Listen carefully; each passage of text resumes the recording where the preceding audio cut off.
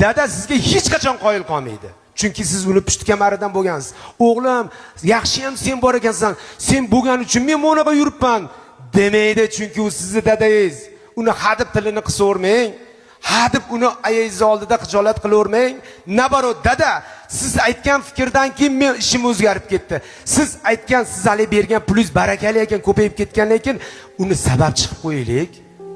Dadani sabab chiqib qo'yaylik. Dada, agar siz bo'lmaganingizda o'sha ish bo'lmasdi deb dadangiz tili uzunroq bo'lib tursin.